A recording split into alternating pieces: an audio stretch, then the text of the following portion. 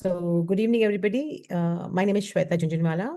I am here from Mumbai Donut Collab.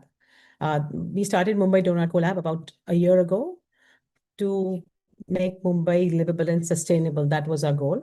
So Mumbai Donut Collab is a long-term collective action initiative to bring together citizens, which is the members, social organizations who are our partners, government, businesses, media, academia, and other stakeholders to visualize, develop, and implement solutions using the donut economics model towards a better future for Mumbai. Today, we are lucky to have with us Dr. Geeta Mehta, who will talk to us about social capital credits. So Geeta Mehta is a social entrepreneur, urban designer, architect, and author. She's done a Bachelor of Architecture in from School of Planning and Architecture in New Delhi. She's done a Master's in Architecture and Urban Design from Columbia University and a doctorate in Urban Engineering from the University of Tokyo. She teaches at Columbia University and has worked in Tokyo for several years. She's also the founder and president of Social Capital Initiatives, which was formerly called Asia Initiatives. It's a nonprofit organization that helps poor communities by improving jobs, education, and the environment. She created the social capital credits concept to reward people for doing good work in their communities. And this concept is currently being implemented and used in India, USA, Ghana, Taiwan, Nepal, and Kenya. In 2015, she was named one of the 21 leaders of the 21st century by Women's E-News. In 2017, she received the Social Entrepreneur of the Year award by HSBC Bank. In 2023, she was one among the 75 women in STEAM by the Government of India. And recently in 2024, she was Forbes Women's 50 over 50 impact list. She was part of that list as well. So we are very lucky to have Dr. Geeta Mehta with us to talk to us about social capital credits. I will request Manas to connect with us how Mumbai Donut Collab connects with social capital initiatives. Thank you. Thanks, Shweta. So I guess the beauty of social capital, social credit the beauty of the instrument is that it finds innovative ways to reward people for doing things in their community. Mumbai Donut Collab is really about bringing citizens together, and volunteering, contributing to a city is a big element or a big purpose of Mumbai Donut Collab and of the donut economics model. And therefore, we hope to find ways where we can use SoCCs in a city like Bombay to bring citizens together, to motivate them, to reward them. And therefore, we are keen to see how you've used this instrument in other contexts, and therefore how we can adapt it to a crazy, mad city like Bombay, where everyone seems too busy to care, but people are frustrated. They do care, but I think people are just very, very busy with so many pressures. Therefore, to see how we can use this to give people a little nudge, I think would be very interesting. So look forward to your experiences, not just about the instrument, but your experience in deploying them in so many contexts and what worked, what didn't work. So thank you very much for joining us today, Geeta.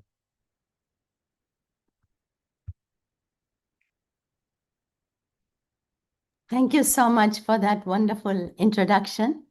I'm delighted to be here today to talk to everyone, and I'm actually very much looking forward to questions and ideas at the end.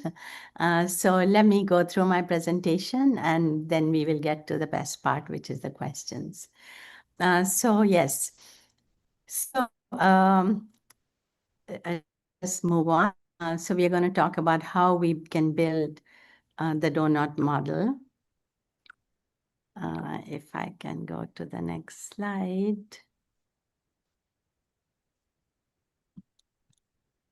Okay, right. So there are three types of wealth, right?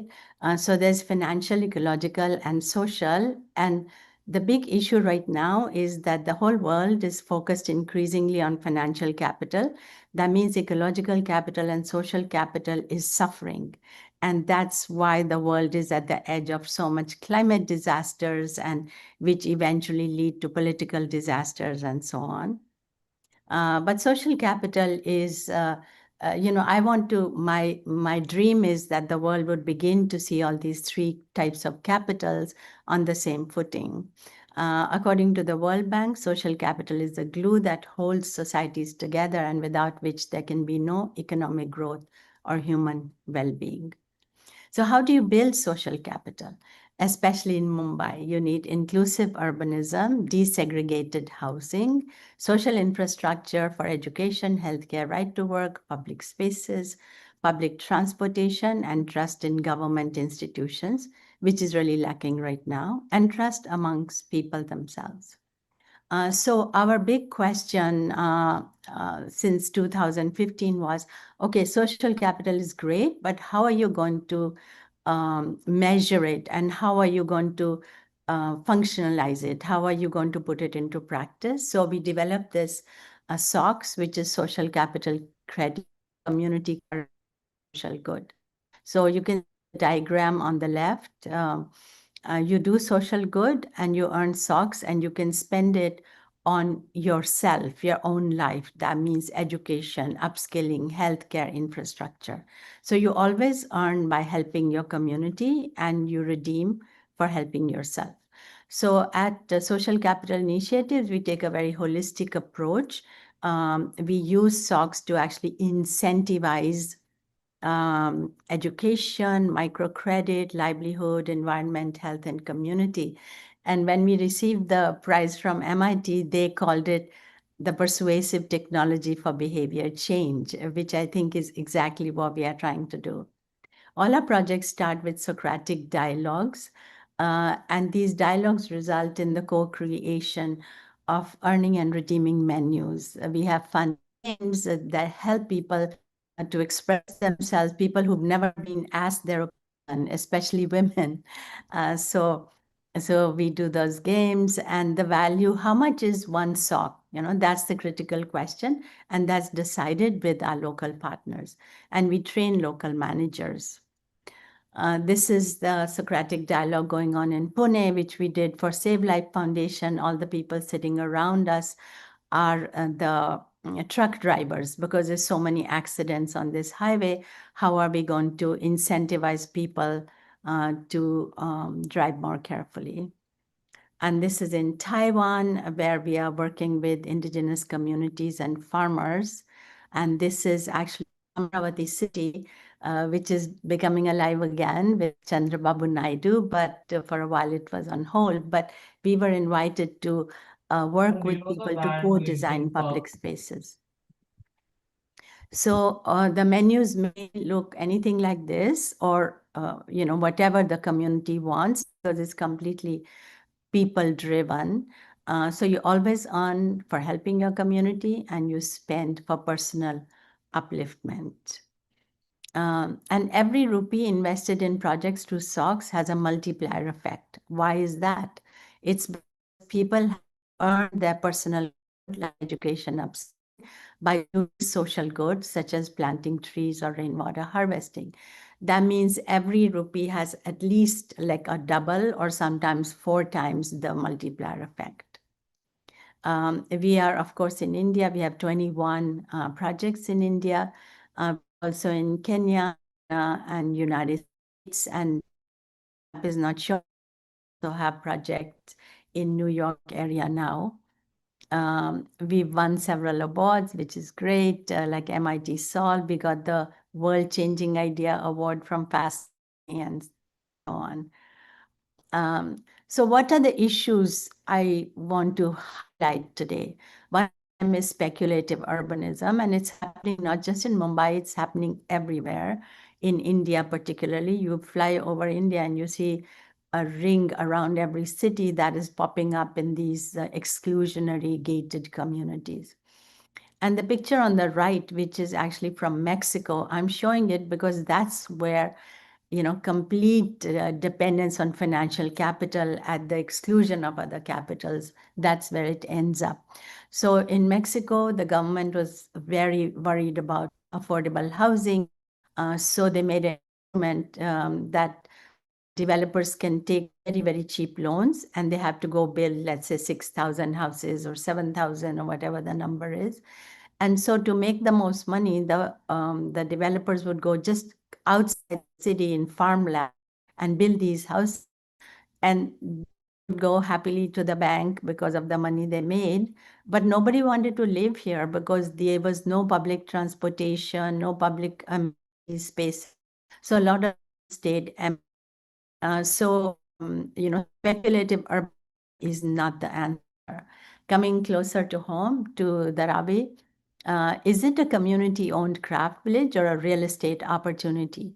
Right now, you might be reading in the newspapers that, there's this huge, big project that wants to bulldoze Dharavi and, rebuild a market rate, which means luxurious housing. In India and in most other countries, luxury housing is overbuilt, and there's a huge unmet demand for affordable housing.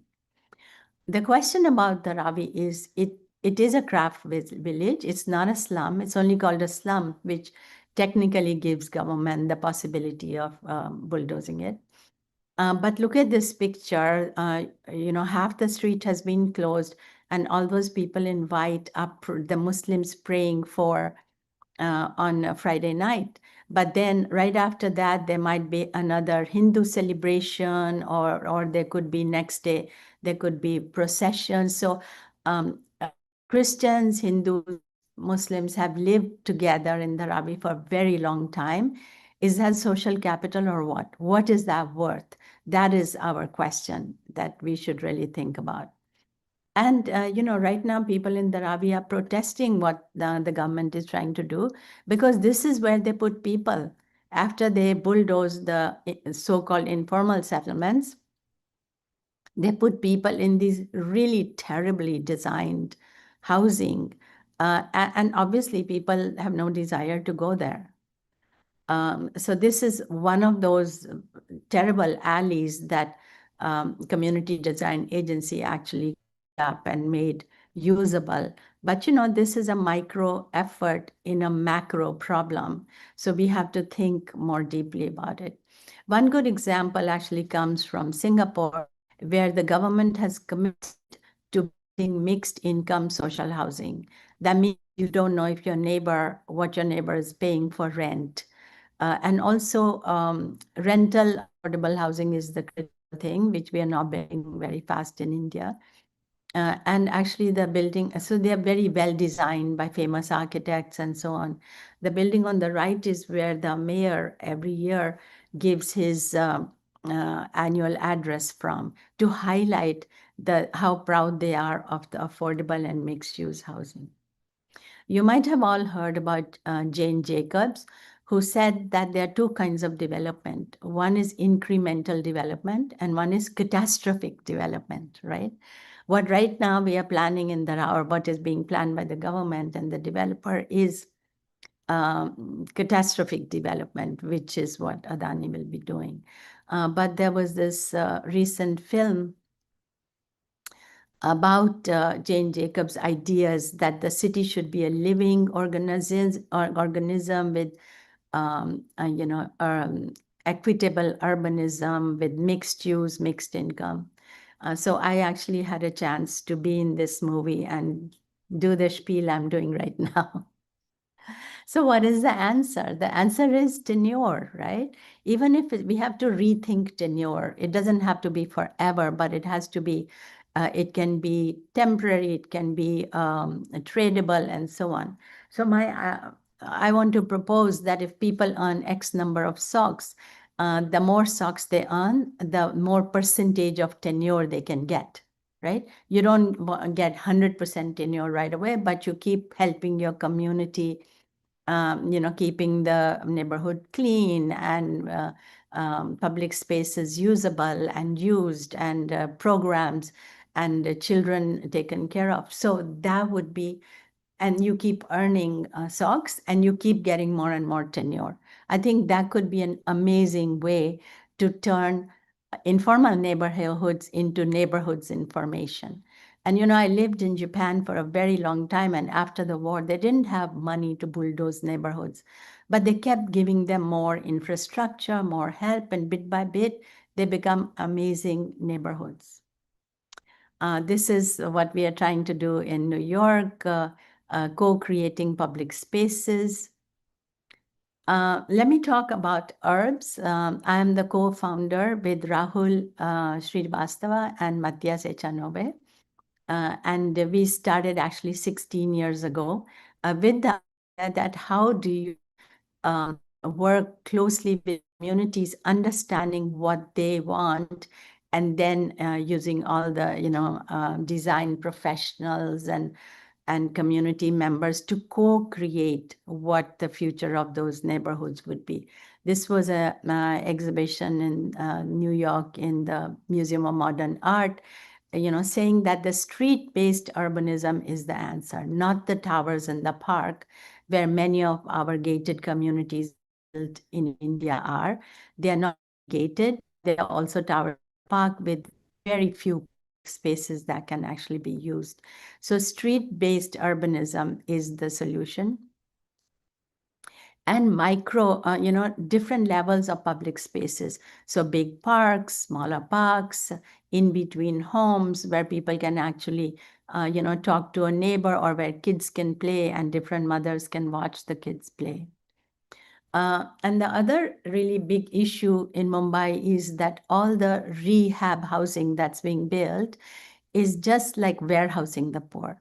But when poor come from informal settlements, they have jobs, they have professions, they set up their carts, or they have ways to make money from that little environment that they are in. If you bulldoze that and just put people in tiny apartments, well, how is a potter going to survive? And how is a person who sells vegetables, how is he going to survive? Where is he going to set up his vegetables? So I think a house should be, or a home should be thought not just as walls and a roof and a floor, but it should be a tool that empowers you with economic opportunities. And I think that part is hugely missing in all the rehab housing, including what is being proposed in Dharavi. So this is one example. In Dharavi, we had a program that if you earn X number of SoCCs, we will give you startup funding to start a little business. And this young woman took advantage of that. She made dharavimarket.com, and now she's selling jackets to Saks Fifth Avenue and Neiman Marcus and so on, sourcing directly from the craftsmen in Dharavi. I just want to talk a little bit about other efforts that are happening. For example, this is with Spark and Sheila Patel. I think you all know her. The project is called Roof Over Our Heads, and the idea is that you make like labs, and these labs are actually made from local women living in informal settlements. They are seen as experts because people who are closer to the problem are closer to the solution. So with that thought in mind, this project puts together cement sellers and people who sell materials to build homes or improve them based upon what the women want, what they need, because they know best. This is another project I'm involved in from Columbia University, also with Spark and Herbs and others. And this is in Ahmednagar in Mumbai, which is a rehabilitation colony. And how do you bring public transport to their door, which is right now a huge issue, which keeps people from doing their trade or getting a job. And so they are really not only isolated, but they also lost their sources of income. How do we bring that back? Another good example before I go into what SoCCs can do is in Colombia, the country of Colombia in South America. Of course, all of South America is now threatened, very unfortunately, with what the American president is doing. But Colombia is very, very innovative. The first thing they did is to say that we are going to serve everyone with electricity, internet, water supply, and sewage, no matter where they live and whether they are legal or illegal. And then they made these tram cars that go up the hill. So there were people who would take 4 hours walking down the hill, and now they can just take the tram, go to the city, go to a university, go to their jobs, and it has just been amazing. And the bottom picture is a library. They hired the best architects to design these libraries. You may not like this design, I don't either. But these libraries are community centers, job training centers, childcare centers, cultural centers. And so that was a commitment made to the poorest areas of Medellin. In Bogota, the woman mayor, the previous mayor, she had a program called care centers. So women are taking care of children and the older people and the whole family. Who's taking care of them? Nobody. So how do we care for the carers? And these are just beautiful, beautiful examples. And just to say that the more this kind of work was done, the crime rate came down. Medellin used to be called the murder capital of the world, but then it completely changed its image. Let me now talk about some work that I've done in Columbia University, where our students have actually proposed ideas using SoCCs. And this is in Kumasi in Ghana. And the student proposed that using SoCCs, you could sort out the public transportation. So first, it was pretty random, and the buses were color coded, and the routes were decided amongst the different companies that ran those trotros. And so to make it a trotro rapid transit. And the idea was that you would earn SoCCs by either keeping the city clean or your neighborhood clean. And then you would earn these bus vouchers. You might know that in New York City, our new mayor, we are so excited about Mamdani. He wants to make all buses free and fast. How do you do that? And I think SoCCs would be a wonderful way if you are bringing plastic bottles to recycle, or if you are doing other help in your community, you earn these vouchers and then you can ride the bus. So this was an idea. And on top, you see the corporations. So the corporate sponsorships would actually help in branding these buses and making sure that people can get the benefits that SoCCs can give. This is also in Kumasi, and my student was thinking about human waste, about sewage. And the idea was that, yes, there's steps to be taken, because like in many Indian informal settlements, there's no sewage system. So first it might be manual, and then slowly, as people collect more SoCCs, infrastructure can be built. And this is how public spaces could be programmed and created. We also worked in Pune on Mula Mutha River, because that never used to flood, and now it floods every year. Just like Mumbai never used to flood, and now it floods every year. Why is that? Because water has to go somewhere, and traditionally, like in Pune, there were these nalas, and the nalas actually slowed down the runoff water. They had vegetation around them, and then slowly, the water came to the river, and the river didn't flood. What has happened is, and the same thing has happened in Mumbai, is that people or developers have built on top of these nalas, and the nalas no longer exist or are not functional, which means that there is flooding. It's kind of really kindergarten level intelligence to understand that, but greed is a terrible thing, and social capital is being lost, and ecological capital, therefore, is also being lost. But those are the solutions to bring back the channels that held the water and then slowly let it come, and then all the greenery that holds the water. So the answer was to create bioswales and holding ponds before the water rushed into the river. And this is also in Pune, waste collection. So the metro can be used for waste management. So these nalas, these little boats in the nalas would collect trash from around from the neighborhoods around the nalas, and then bring them to the metro. And in the off period or at night, the metro takes it for recycling and for landfills. There's a project we did in Madurai, which is the Vaigai River again is totally jammed and so much trash and construction debris is thrown into it. So these yellow lines show that we segmented the edge, and the informal settlements who live in that area behind become custodians of the river to make sure nobody's dumping sewage or trash. And they earn socks for doing that, and they can redeem their socks for public toilets or bus vouchers and so on. This is more details of that. Like if you earn 5,000 socks, what can you get? Like healthcare and health insurance and so on.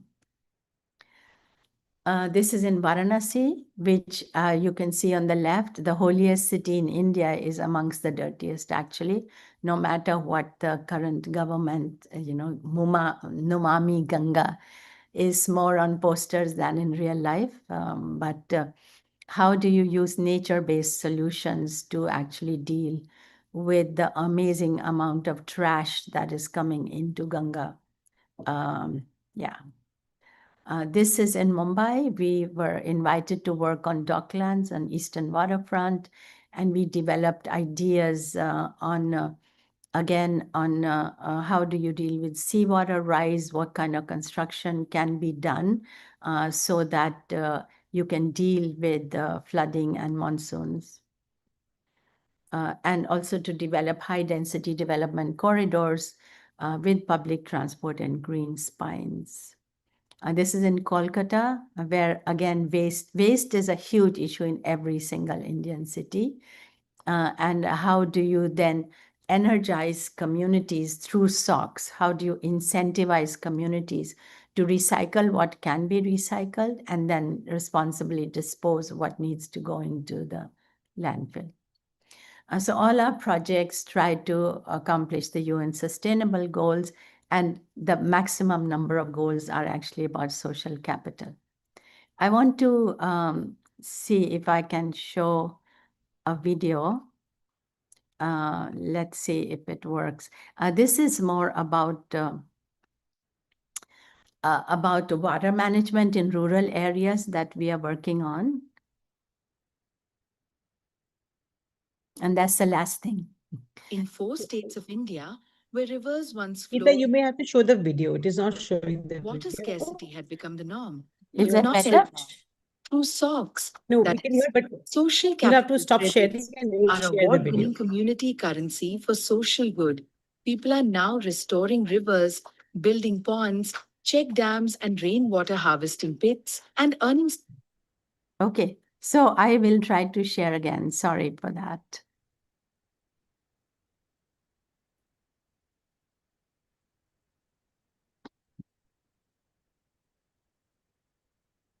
If I cannot show it, then wait, let me try again.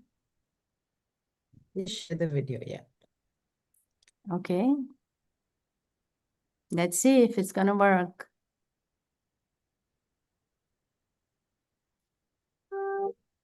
Is it working?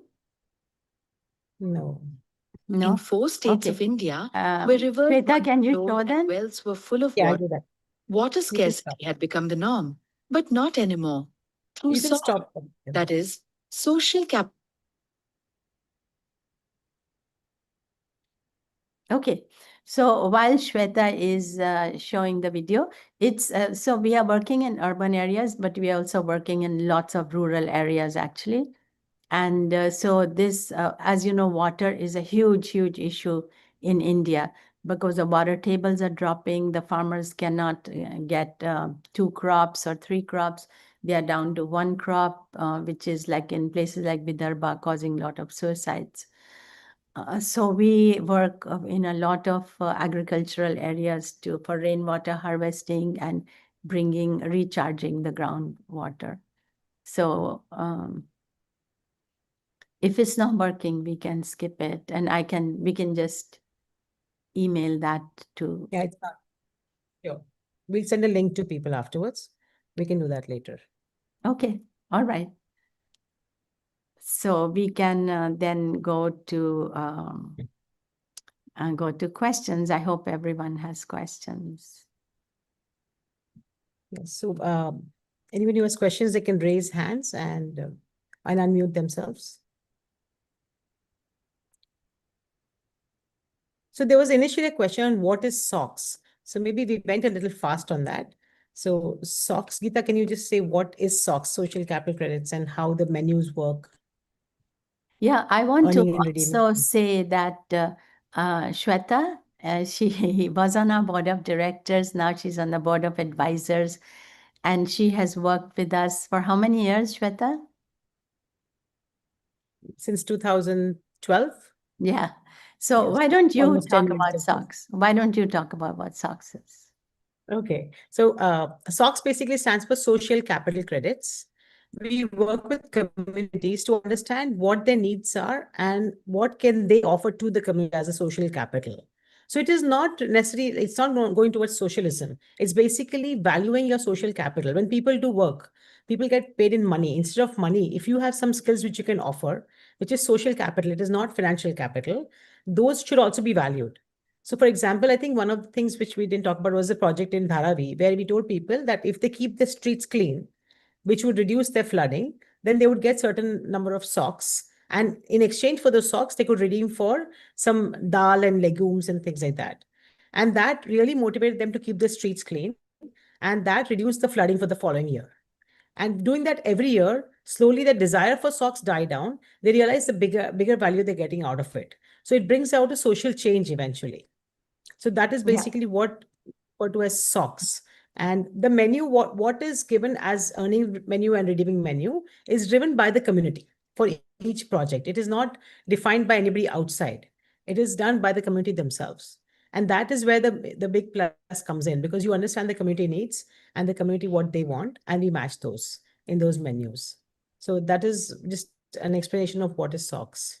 Anybody else has any questions? I want to also Yeah. add to what Shweta said, that it can also be used as community currency. So we have an app, and when people plant trees or do some social good, then the socks they earn go into the app, and then they can use them. But when they have socks in the app, they can also trade services.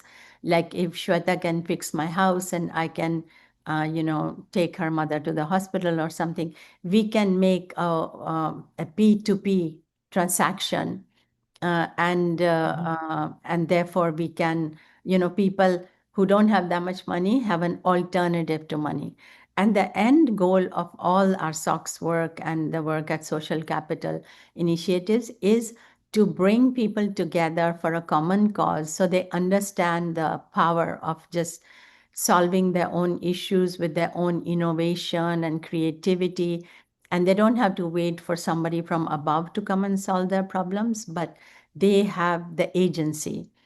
So that's like a really big goal. And like Shweta said, when we exit a project, people have learned already that they can solve a lot of these things themselves, or be advocates for what they need and talk to the municipality. And our women in some villages, they've gotten on a bus and they've gone to the city and they've made their case and then gotten services that they should have always been getting but were not getting. So I think coming together is the key. And with climate disasters and climate change, social capital is going to be so important, because when there's a flood and you're stuck, maybe the government will send help, but the first helpers will be your neighbors, right? So I think social capital is becoming extremely important to understand and use. Thank you. Okay, I see two hands. That's great. Matthew, why don't you start, please? Yeah, good evening, and thank you for this presentation. I am Matthew. I'm a physician living in North Mumbai. And I've been active in the area of environment and also recently with the walking project, which aims to make Mumbai walkable. And primarily in the walking project, I'm talking more of the walking project right now. I've been helping to catalyze their regular meetings, and that's where I came across this today's Zoom. So in the walking project, there are three full-time people who are working very hard, and they got a lot of work to do, listening with the BMC and making the BMC aware, the municipality aware of the guidelines for footpaths, how the roads are to be made, the width of the footpaths, the height of the curbs, and all those things. The standards are there, but the BMC is not aware. So these are things which they are doing, and these the full-time staff, they are perpetually short on funds because they rely on donations. Now they're doing a lot of good work for the well-being and the betterment of the whole city and for the citizens who are walking, the pedestrians. How do they get help if we look at a model like yours? That's what I wanted to know. That's an excellent question. I have two answers actually. One is that I definitely want to connect you to Save Life Foundation that works precisely on these issues. Have you come across them yet? Save Life Foundation. Piyush Tiwari is the person who founded it, and we work, they are our friends, we cooperate. And so that's one, so that, yes, there are standards on the curb heights and so on, but they have these things in more detail, number one. Number two is funding, like where does funding come from? I think that if there could be a possibility of doing SoCCs, we could certainly try to find some funding for this project. But how would people earn SoCCs, for example? Do you have ideas about that? Yeah, for example, now on the Sunday, there is a SV Road walk which is planned where they're going to walk the entire SV Road, the Swami Vivekananda Road, which is the main arterial road in Mumbai North-South. And the walk is planned from both extremes, that is from Borivali from the north and Bandra in the south. And they are going to actually walk on the footpaths, if possible, and map it out and create awareness of that arterial road, how short it falls of the guidelines and standards, and basically asking citizens to come alongside and help, because Vedant and Aishwarya, the two people who are working for the walking project, have a lot of technical knowledge and experience in this, but they are really short on time and resources. And Rishi Agarwal is the founder of the walking project. So they have been struggling with this for a long time. I think that I think Manas also has some idea, but what I want to say is that people, citizen participation in making sure the sidewalk is not broken and is not encroached and so on and so forth. So the mapping would be a very, very important activity, and people could earn SoCCs for that on the walk. But also, you could set up a system that there's a local patrol for, every different neighborhood, and people who are doing the patrol, let's say once a week or once every 2 weeks, they would earn SoCCs, and then, the SoCCs can then be converted into some kind of benefit. So we can talk about that, and I think Manas and Shweta can connect you to us, and this is a great project. I'm very happy to hear about that. Manas, were you going to make a comment? Yeah, actually, I was just gonna say that I guess the question would be, what can people redeem those SoCCs for, right? So can it be a social signaling? You just collect SoCCs because it shows your contribution and your status in the community. Is it a material? Can you exchange it for something material or a service?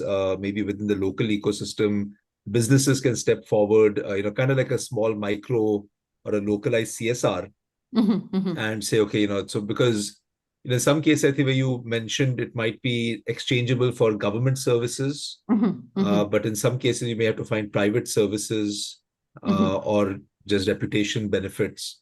So I think that has to be designed at a local level. Yeah, exactly. Thank you. Because, in Ecuador, for example, it's not socks, but it's something similar, and you can pay your water bill and electricity bill with that. That would be amazing to set up.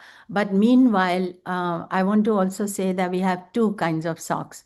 We have eye socks that are individual socks, and then there are com socks. For example, they can be set up that you're earning socks and you're putting it into the community basket. And when enough have been collected, you can then exchange it for, let's say, getting the sidewalk fixed or something like that. And we can certainly help, but also we can bring in corporate sponsors, that I'm sure you are thinking about as well. As you know, there is a requirement of 2% of CSR by big companies. So I think the big companies, like if they see that there's a system and people are energized and this is happening and mapping is happening and people are earning, 5,000, 10,000 socks, then it is just a matter of, getting corporate sponsorships. And we have talked to corporate sponsors who have said, okay, give us all the socks for this project and we will match them for money. So that's something we can certainly think about. So yes, please keep doing the good work, and we will like to help in any way that we can. Thank you. Thank you. Let's go to Mukund. Mukund, you have your hand up.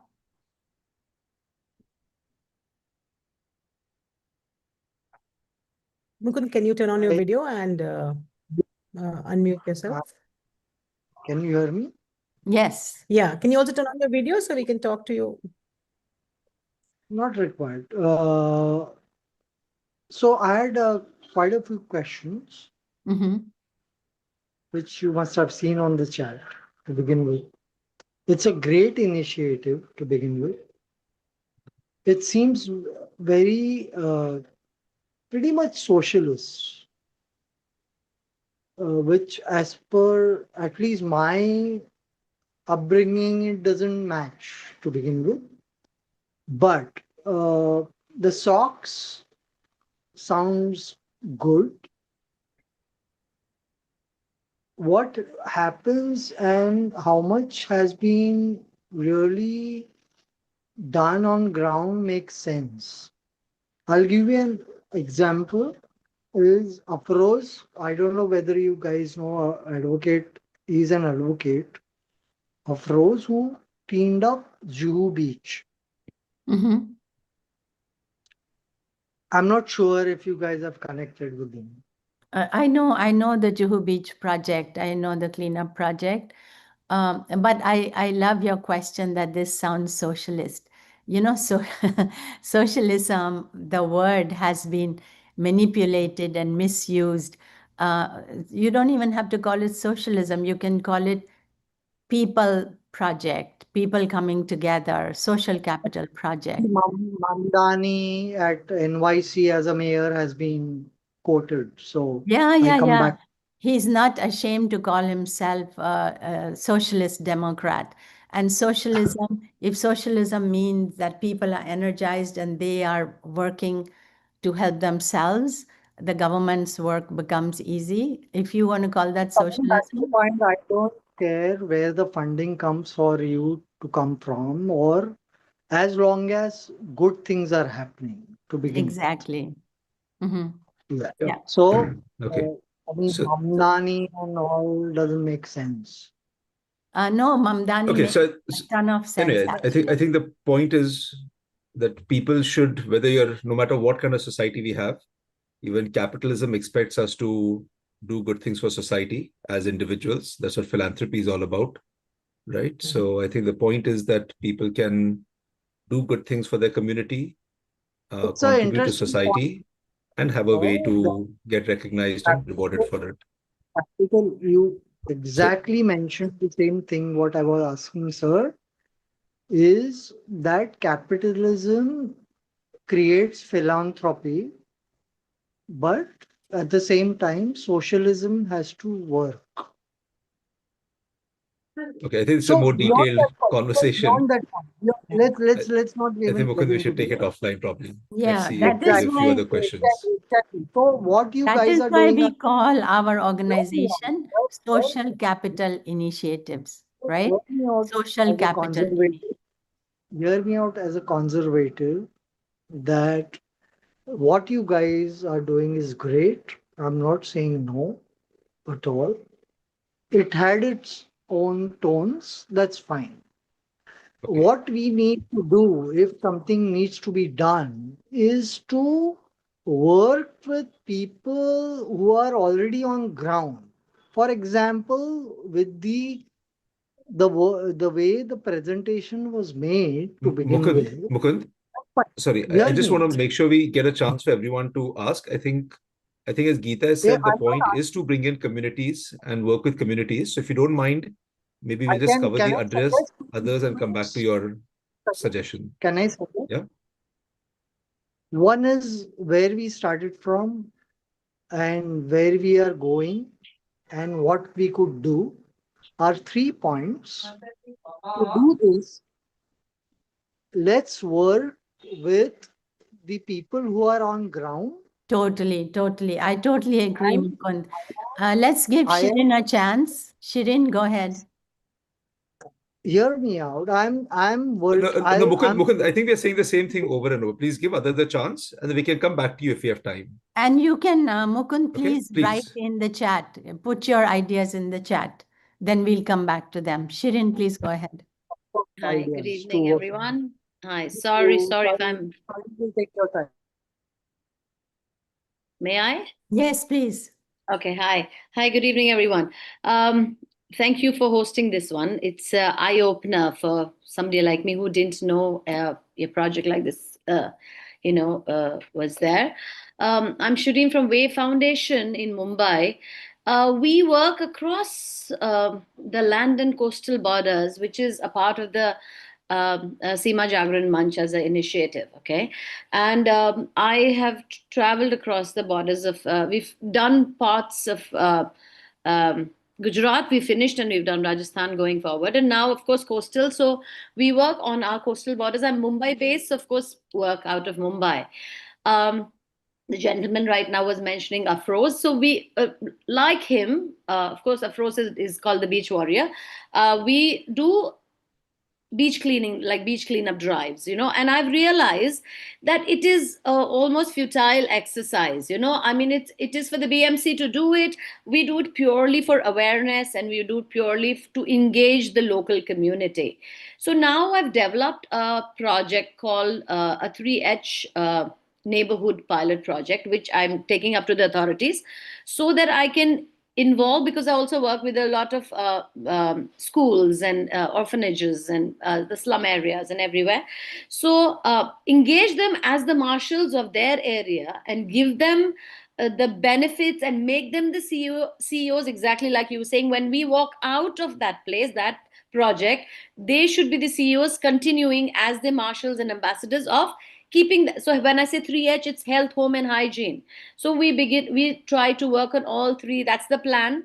If we have time, I can share this with you sometime offline or something, where we work on one particular area. We take that, we adopt that area and work and involve our NGO now, and then keep inviting, because as the Seema Jagran Manch and Manthan program, I invite a lot of NGOs to come and adopt and take areas and do it. So that's what the plan is. Of course, it's really a large project, but I'm going to take it up as a small size in my area to begin as a pilot project and beautify it health, home, and hygiene wise, and ask the local product there, whatever they do, so their income grows, their authority, they know, build an authority, they know it's their area to work on. So this is a project that I am developing right now as our NGO. We want to copy Is that a question? So what I want to know is how, like when I said the socks thing, how can we associate? Because it'll be beautiful if I can take back to the children or the young youth. We work with a lot of youth. So we would love to take it back to them saying, this is what you will get.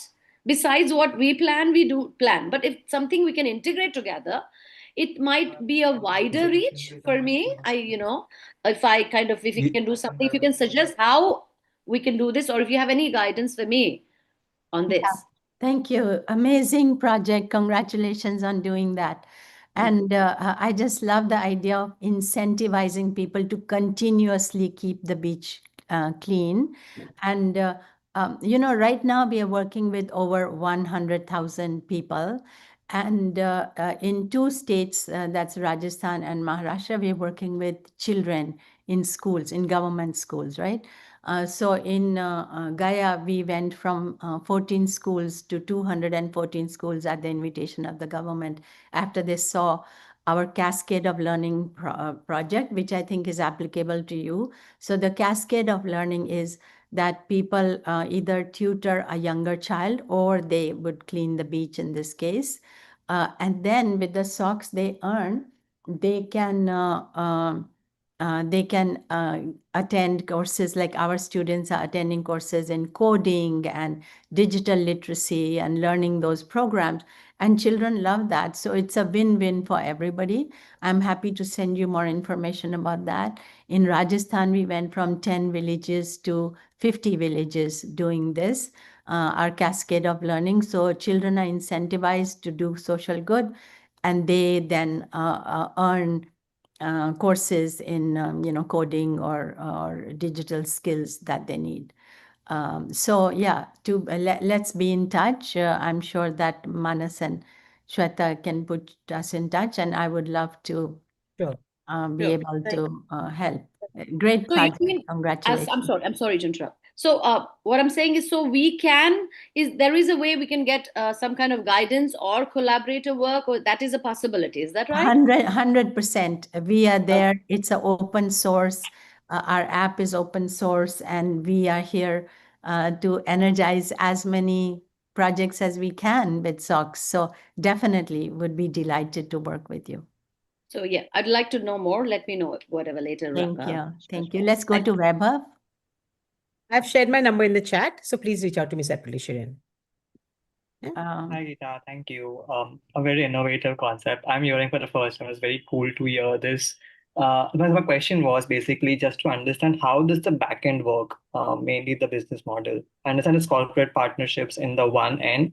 So that was the first bit of the question. Second bit was mainly around how long does it usually take to, maintain sustainability in what you are doing and, get out of there. So these 2 questions basically. Excellent questions, Vaibhav. Thank you for asking. I'll answer your second question first. It takes minimum of 3 to 5 years for behavior change to happen. So we usually hold our projects for 3 to 5 years and then hope that it's been internalized and we can have an exit strategy. The first question, which is about what is our business model. So usually, like the 21 projects we have in India and then in Kenya, Ghana, United States. So in the beginning, we begin to fund them, and our funding comes from corporate sponsorships, prizes that we win, fundraisers that we do. So raising money is so hard, but we are so committed to this, then we do that. But the idea is to sooner rather than later to transfer the money part of it to the local organizations. So either it's corporate CSR money, or in some cases like the school project I talked about in Gaya as well as in Rajasthan.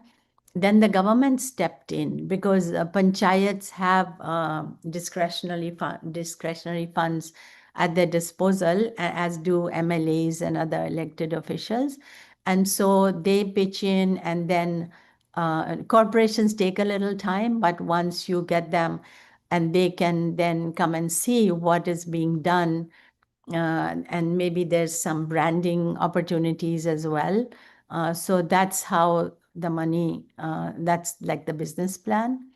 But thank you for your kind words. Really appreciate them. Thank you, Geeta. So the idea is initially you guys are backing it, and then the local money takes over to Indian facility. And how does sell side work? Like if I have to redeem let's say for Yeah, insurance or maybe something. exactly. So that's where the money is needed, right? If somebody has to redeem for something, like in the agriculture projects, we are buying seeds and farm implements. So there is money there, and that's what we try to raise. And that's kind of the harder part, but it's like so powerful. So thank you again. Let's go to Thank you, Geeta. Fabian. Thanks a lot. Have a good day. Thank you, That's Fabian. why it has the multiplier effect, right? That's the whole point. Where it Exactly. gets multiplied. Yes, yeah. Thank you, Okay, Shweta. should we move Yes. on Can I to just Fabian? can I just make a quick comment Yes, based please. on based on the question Weber asked? So in theory, if one can pull it off at some point in the future, imagine there's something like MNREGA, Yeah. right, which has a huge outlay. Okay. But instead of paying people directly cash, you get them the vouchers. And some of that can be redeemed for cash from the government. Some can be redeemed by local businesses, merchants, etc.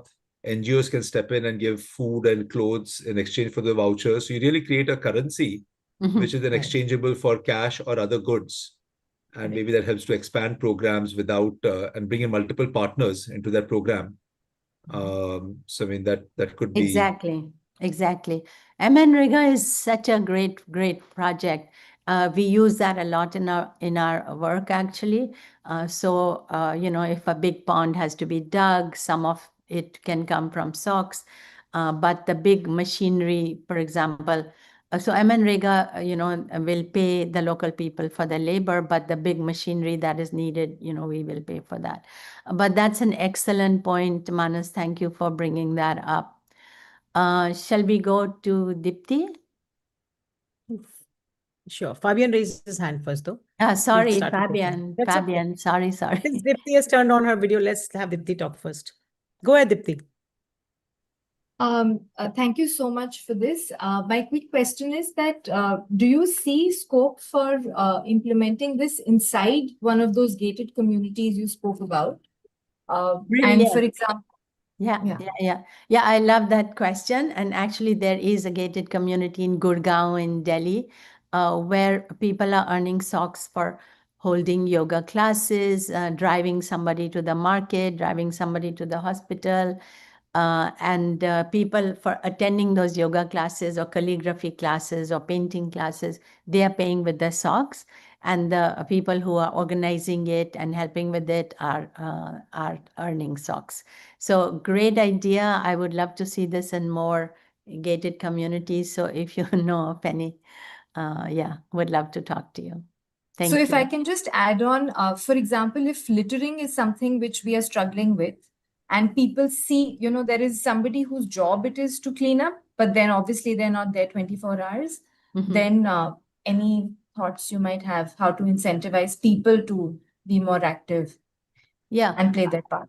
I think that then it becomes like a group of people who can, like in every little neighborhood or building, for example. So we tried to do that in Gowandi in Nator Parik colony, right? Where trash was such a really big issue. So we worked with Curry Stone Foundation and we set up a system so that the neighbors, would take turn watching out that trash is not being thrown. So it's a big job. You cannot do it 24 hours. But if from, with shifts, people can become in a patrol or watching. And then after a while, it becomes like habitual. Then people stop littering. It takes time, but definitely it can be done. Yeah. Got it. Thank you so much. Thank you. Nice. Okay, Fabian, you Fabian. want to be next? Yeah. Hi, sorry, I'm just going to be off camera because I'm out and about.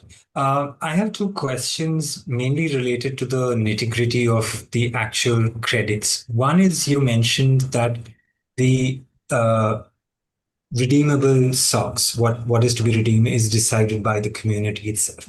So could you run us through what is the process exactly about that? As in, do they identify, do they have a menu from which they pick, or do they come up with it on? Is there a minimum majority required before one sock is decided on, the redeeming vouchers decided on?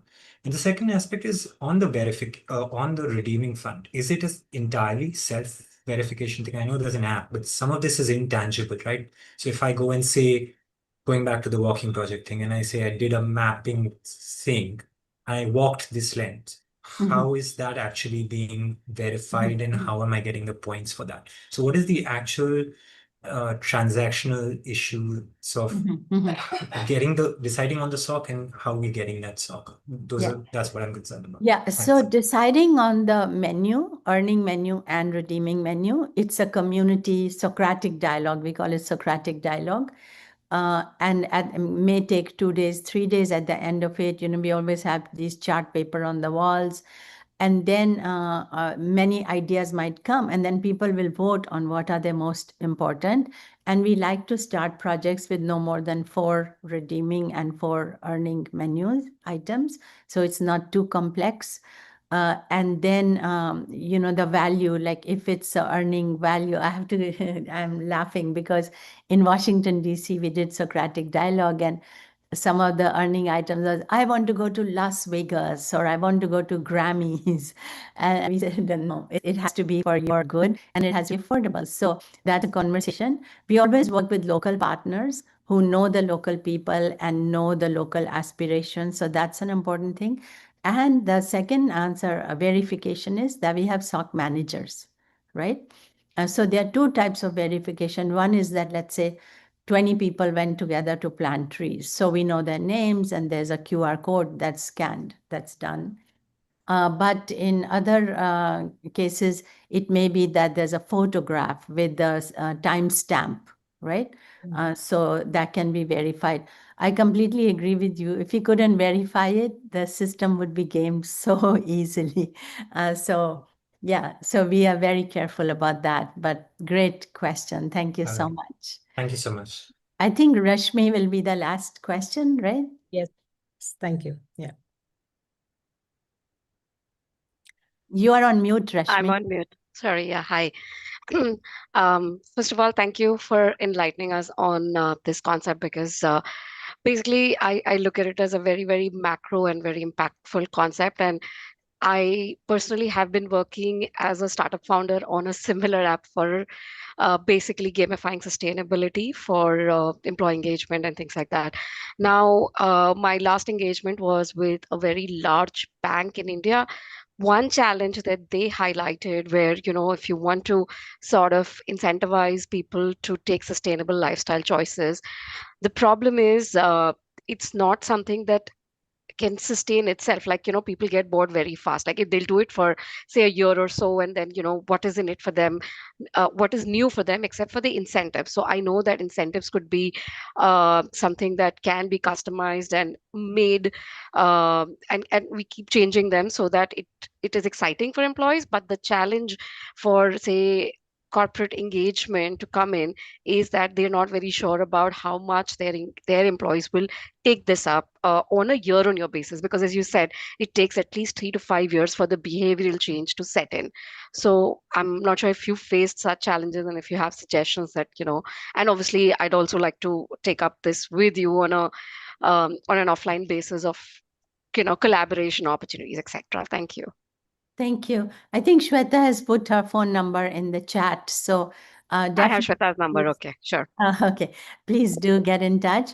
But yes, I think the whole point of SOCs is continuous incentivization, right? Right. So you do something, you get something. Now, I'll tell you the model that we are using with Bloomberg Philanthropies, for example, right? Bloomberg, the corporation, so they select, let's say, public good, let's say cleaning Central Park or cleaning the Queen's Beach or something like that. So then the employees are earning SOCs, right? They earn SOCs for depending on the hours, almost like time bank. Right. But then when their SOCs collect, then they can choose one of our projects and drop the SOCs on that project and then Bloomberg will give us money for that project. Right? Right. Okay. So this is one possibility, and this is what we are doing with Bloomberg. But would be so happy to talk to you about other possibilities. Yeah, Interesting. we are always looking to see how we can engage corporations, and lovely. Thank you so much. Thank you. Back to you, Shweta and Manas. So I want to thank, firstly, Geeta, thank you for being so patient, answering all these questions, even though we are like almost 10 minutes over. And I want to thank everybody who stayed also 10 minutes over. And of course, for being part of this. And we will definitely be having more detailed conversations with some of the people, and probably have another session on this in more details as well. I will like to end with the video. If everybody can stay for 2 minutes, we'll play that video, if that's okay with people. Sure. Yeah. Honestly, Can I just say one thing? Sure, yeah. So Absolutely. one of the thoughts I was having is, obviously there's a setup cost, and there's the economies of scale that come into this, because the more you can earn, the more you can redeem, the value of the instrument increases. Maybe there's scope to do something at a Mumbai level, where various organizations participate together, and they have their own mechanism for deciding how to award, how to redeem, and we can almost build it like a collective. Like, what we are trying to do is get the social sector together and collaborate. Maybe this becomes almost like one of the glues that brings people together. I was thinking I'm not of sure that. how that would work, Geeta. That's amazing. I would love for that to happen. So let's continue this conversation. Brilliant idea. Thank you so much. Awesome. So Shweta, are you showing the water video? yes, I'll just do Okay, that. lovely. Yeah, that's a video that shows our work in water scarce areas, and big issue in India, and we are trying to solve it with SoCCs in the projects we work in. So let's see. You guys see the video? In four Yes, states of yes. India, where rivers once flowed and wells were full of water, water scarcity had become the norm, but not anymore.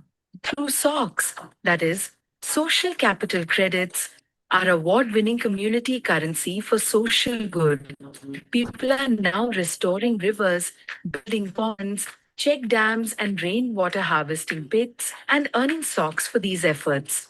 These SoCCs are redeemed for education, skill development, microloans, and other essential needs.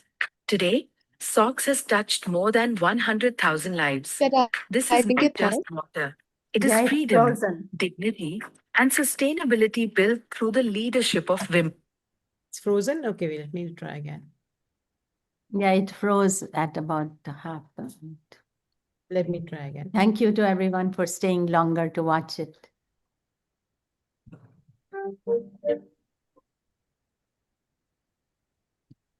In four states of India, where rivers once flowed and wells were full of water, water scarcity had become the norm, but not anymore. Through SoCCs, that is, social capital credits, our award-winning community currency for social good, people are now restoring rivers, building ponds, check dams and rainwater harvesting pits, and earning SoCCs for these efforts. These SoCCs are redeemed for education, skill development, microloans, and other essential needs. Today, SoCCs has touched more than 100,000 lives. This is not just water, it is freedom, dignity, and sustainability built through the leadership of women. जंगल में जाके सब lease boulder बांध के पानी का रुझाव किए, तो धीरे धीरे आके बचाव हुआ, तो पानी हम लोग का खेती का ज्यादा उपजाऊ करने लगे, जो को पढ़ाते हैं, और घर में आमदनी बढ़ गया, तो सब अच्छे से खा रहे हैं और बेच भी रहे हैं। तो मेरे जीवन में पहले के अपेक्षा अभी बहुत बदलाव हुआ है। We have saved more than 50 million gallons of water till date. I'm so thrilled to make a commitment at Clinton Global Initiatives today that Social Capital Initiative is going to leverage social capital to grow water capital. Instead of one crop a year, farmers now grow 2 crops, doubling their harvests, doubling their income. Children are healthier, families are thriving, and villages are filled with hope. Our commitment today is that by 2027, we will build 1,000 twin recharge pits, and through that, Create a people movement to relieve millions of Indians from extreme water stress that they are facing. The real solution does not lie only in water infrastructure. It lies in people coming together. Their social capital secures water capital. Thank you. Thank you, Shweta, for showing that. And a big thank you to everyone for being here to listen to it. Appreciate that. Thank you, everybody. And thank you again, Geeta. And Thank the you. recording will be available on YouTube.